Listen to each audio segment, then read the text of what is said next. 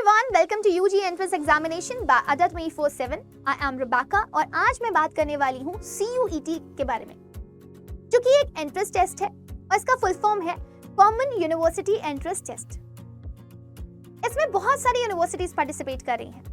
सारी central universities का part है, कुछ स्टेट यूनिवर्सिटीज, कुछ डीम्ड टू बी यूनिवर्सिटीज और कुछ प्राइवेट यूनिवर्सिटीज भी इसका पार्ट है। तो अगर आप 12th के बाद ग्रेजुएशन करने का सपना देख रहे हैं और आप किसी ऐसी यूनिवर्सिटी में जाना चाहते हैं जहां से आपको प्लेसमेंट अच्छा मिले, तो आप इस एग्जाम को दे सकते हैं। और इस एग्जाम में जितनी भी यूनिवर्सिटीज पार्टिसिपेट कर रही हैं, आप उन तक पहुंचने का सपना पूरा कर सकते हैं। आपको बता दूं मैं कि अभी तक क्या होता था। अभी तक स्टूडेंट्स जब किसी ड्रीम यूनिवर्सिटी का सपना देखते थे, किसी अच्छी जगह से ग्रेजुएशन करने का सोचते थे, तो सेंट्रल यूनिवर्सिटीज के लिए उन्हें मेरिट के बेसिस पर लिया जाता था। जिनकी मेरिट अच्छी नहीं होती थी, वो बेचारे बड़े ही परेशान हो जाते थे, क्योंकि उनका अपनी ड्रीम यूनिवर्सिटी में जाने का सपना अधूरा रह जाता था। बट एनटीए ने इस बार इस एग्जाम को कंडक्ट करवाया है, जिससे आप अपनी ड्रीम यूनिवर्सिटी का सपना पूरा कर सकते हो इस एग्जाम में अच्छा स्कोर करके। तो इस एग्जाम में अच्छा स्कोर करके आप अपनी डिजायर्ड कॉलेज तक पहुंच जाओगे और वहां से एक अच्छी डिग्री हासिल करके निकलोगे। सबसे इंपॉर्टेंट बात मैं आप लोगों को बताऊं तो CUET इंडिया का सबसे बिगेस्ट एग्जामिनेशन है। CUET पहली बार 2022 में आया, जिसमें 15 लाख बच्चों ने एप्लीकेशन फॉर्म भरा। ऑल्दो बच्चों को बहुत सारी इंफॉर्मेशन नहीं थी, तो इस बार एक्सपेक्ट किया जा रहा है कि जो बच्चे हैं इस साल वो 25 से 27 लाख के बीच में इस एप्लीकेशन फॉर्म को भरेंगे। तो अगर आप भी एक अच्छी यूनिवर्सिटी में जाने का सपना देखते हैं, तो आप भी इस फॉर्म को जरूर से जरूर फिल करिएगा। आज की वीडियो बहुत ही इंपॉर्टेंट होने वाली है, क्योंकि आज की वीडियो में हम बहुत सारी चीजों को डिस्कस कर रहे हैं। कौन कौन सी चीजें हैं वो आइए देखते हैं। CUET क्या है, क्वालिफिकेशन इसमें क्या चाहिए होती है, आपकी एज लिमिट कितनी होनी चाहिए, इसका नोटिफिकेशन कब आता है, इसकी एप्लीकेशन फीस क्या रहेगी, एग्जाम पैटर्न किस तरह का होता है, सिलेबस क्या है इसका, कौन कौन सी टॉप यूनिवर्सिटीज हैं जो इसमें पार्टिसिपेट कर रही हैं, इसके बाद क्या करें, एक बहुत बड़ा सवाल है, और इसकी प्रिपरेशन कैसे करनी चाहिए। तो आज इन सभी सवालों का आंसर आप लोगों को इस वीडियो में मिलने वाला है। लेकिन उससे पहले मैं कहना चाहूंगी, अगर आप लोगों ने अभी तक हमारे चैनल को सब्सक्राइब नहीं किया है और आप पहली बार इस चैनल पर विजिट कर रहे हैं, तो इस चैनल को सब्सक्राइब जरूर करें और बेल आइकन को जरूर प्रेस कर दें, ताकि आपको सारी इंपॉर्टेंट अपडेट्स यहाँ पर मिलती रहे। तो लेट्स टॉक अबाउट। सबसे पहली बात करें तो CUET क्या है। जैसा कि मैंने आप लोगों को पहले भी बताया, CUET एक एंट्रेंस टेस्ट है, जिसके थ्रू जो भी यूनिवर्सिटीज उसमें पार्टिसिपेट कर रही हैं, आप उस तक पहुंचने का सपना पूरा कर सकते हो इस एग्जाम को दे करके और इसमें अच्छा स्कोर करके। सेकंड, इसमें क्वालिफिकेशन क्या चाहिए। अगर आप किसी भी रिकॉग्नाइज्ड बोर्ड से 12th पास आउट है, तो आप इसमें पार्टिसिपेट कर सकते हैं। इसके लिए कोई स्पेशल चीज आपको नहीं चाहिए, जिस भी बोर्ड से आप एग्जाम देंगे वो रिकॉग्नाइज्ड होना चाहिए, बस। फिर बात करते हैं हम इसकी एज लिमिट क्या रहने वाली है। तो अगर एज लिमिट की बात करें तो क्योंकि ये एक एंट्रेंस टेस्ट है, इसमें एज लिमिट की कोई रिक्वायरमेंट नहीं है। सिंपल, अगर आपने 12th पास आउट किया हुआ है, आपकी कितनी भी एज है, आप इस एग्जाम को दे सकते हैं। फिर बात करते हैं इसका नोटिफिकेशन कब आता है। पिछली बार क्योंकि कोविड की वजह से चीजें बहुत लेट हुई, इस वजह से इस एग्जाम को होने में भी बहुत टाइम लग गया और अगस्त तक ये एग्जाम खत्म हुआ। लेकिन आने वाले समय में ये एग्जाम बहुत लेट कंडक्ट नहीं होगा। फेब की लास्ट या मार्च की स्टार्टिंग में इसका नोटिफिकेशन आ जाएगा और इसका एग्जाम अप्रैल की लास्ट या मई की स्टार्टिंग में हो जाएगा। अब हम बात करते हैं इसकी एप्लीकेशन फीस की। अभी तक की इसकी एप्लीकेशन की फीस क्या रही। जनरल के लिए 650 रुपीज, अगर आप OBC कैटेगरी से बिलोंग करते हैं तो आपको 600 रुपए देने हैं। अगर आप SC, ST, PWD या फिर ट्रांसजेंडर, थर्ड जेंडर से बिलोंग करते हैं तो आपकी फीस 550 रुपीज है। और अगर आप कोई फॉरेनर हैं या फॉरेन कंट्री से बिलोंग करते हैं तो आपकी फीस यहाँ पर 3000 रुपीज।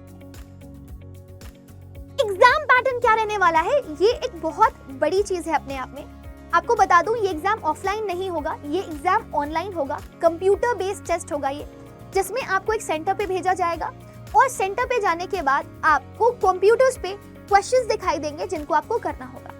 ये क्वेश्चंस आपको मल्टीपल चॉइस क्वेश्चनिंग मिलेंगे, यानी कि ऑब्जेक्टिव क्वेश्चंस आपको यहाँ पर देखने के लिए मिलेंगे। लैंग्वेज टेस्ट आपका 45 मिनट का होगा। डोमेन स्पेसिफिक भी आपका 45 मिनट का होगा और आपको जनरल टेस्ट के लिए 1 घंटे मिलेंगे।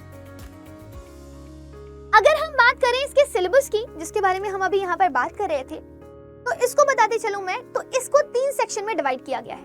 पहला सेक्शन है लैंग्वेज का, जिसमें आपको रीडिंग कॉम्प्रिहेंशन, वर्बल एबिलिटी और वोकैबुलरी जैसी चीजें पूछी जाएंगी। इस सेक्शन में आपको 45 मिनट का टाइम दिया जाएगा। 50 क्वेश्चंस आपके एग्जाम्स में आएंगे, जिसमें से 40 क्वेश्चंस आप लोगों को करने होंगे। लैंग्वेज के 2 पार्ट हैं, 1A और 1B। एक रीजनल लैंग्वेज है और दूसरी आपकी नेशनल लैंग्वेज है। तो आप जिस भी लैंग्वेज को चूज कर रहे हो उसके बारे में आपको अच्छे से नॉलेज होनी चाहिए। दूसरा आपका जो पार्ट होगा वो होगा डोमेन का। जो भी एग्जाम आप लोगों ने 12th में दिया हुआ है, आप जिस भी स्ट्रीम से थे, उस स्ट्रीम के जो सब्जेक्ट्स हैं वो आपसे इन टेस्ट में पूछे जाएंगे। हर एक सब्जेक्ट के लिए आपको 45 मिनट दिया जाएगा। हर एक सब्जेक्ट में आपसे 50 क्वेश्चन पूछे जाएंगे, जिसमें से आपको 40 क्वेश्चन अटेम्प्ट करने पड़ेंगे। इसको पढ़ने के लिए आपको 12th की नॉलेज अच्छे से होनी चाहिए। तीसरा सेक्शन है यहाँ पर जनरल टेस्ट का, जिसमें आपको 60 मिनट्स दिए जाएंगे। 75 क्वेश्चंस आपको आपकी स्क्रीन पर दिखेंगे, जिसमें से आपको 60 क्वेश्चन अटेम्प्ट करने होंगे। और इसका सिलेबस आपका क्लास 8 तक का है, जिसमें general knowledge, current affairs, reasoning या क्वांटिटेटिव एप्टीट्यूड के क्वेश्चंस पूछे जाएंगे। तो अगर आपको क्लास 8 तक की नॉलेज अच्छी है तो आप इस एग्जाम को आराम से क्वालिफाई कर सकते हो। अगर आप मैक्सिमम नंबर ऑफ सब्जेक्ट्स का यहाँ पर टेस्ट देते हो तो आपको 2 स्लॉट में इस टेस्ट को देना पड़ेगा, जो लगभग 3 घंटे के होंगे। आगे हम बात करेंगे हमारे यूनिवर्सिटीज की कि कौन कौन सी टॉप यूनिवर्सिटीज हैं जो कि CUET के अंदर आती हैं। वैसे तो बहुत सारी यूनिवर्सिटीज इसका पार्ट है, लेकिन कुछ यूनिवर्सिटीज ऐसी हैं जो कि NIRF रैंकिंग के हिसाब से टॉप पर है। सबसे पहले मैं बात करना चाहूंगी जवाहरलाल नेहरू यूनिवर्सिटी की, जिसे आप JNU के नाम से जानते हो। NIRF के हिसाब से इसकी रैंकिंग 2 है। ये बहुत पॉपुलर है और हर बच्चा यहाँ पर एडमिशन लेना चाहता है। फिर मैं बात करूंगी BHU की, बनारस हिंदू यूनिवर्सिटी, जिसकी NIRF की रैंकिंग 3rd है। फिर आती है आपकी जामिया मिलिया इस्लामिया, जिसकी NIRF रैंकिंग 6th है। फिर आती है आपकी अलीगढ़ मुस्लिम यूनिवर्सिटी, जिसका रैंक NIRF के हिसाब से 10th है। और एक जो सबकी ड्रीम यूनिवर्सिटी है वो है दिल्ली यूनिवर्सिटी, जिसकी NIRF रैंकिंग 12 जरूर है, लेकिन सबसे ज्यादा एप्लीकेशन फॉर्म इसी के लिए भरे जाते हैं, क्योंकि सबसे ज्यादा कोर्सेज और सबसे ज्यादा कॉलेजेस आपको DU ही प्रोवाइड करता है।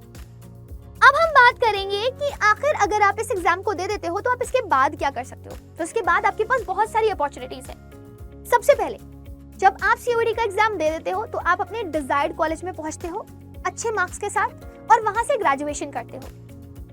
फर्दर अगर आप चाहो तो आप ग्रेजुएशन के बाद जो कंपनीज आती हैं उनको इंटरव्यूज दे करके वहां पर प्लेसमेंट भी ले सकते हो। या फिर बहुत सारे ऐसे बच्चे भी होते हैं जो अपने ग्रेजुएशन के टाइम ही गवर्नमेंट एग्जाम के लिए प्रिपेयर करते हैं और उसके बाद वो गवर्नमेंट एग्जाम के लिए चले भी जाते हैं, सिलेक्शन ले लेते हैं।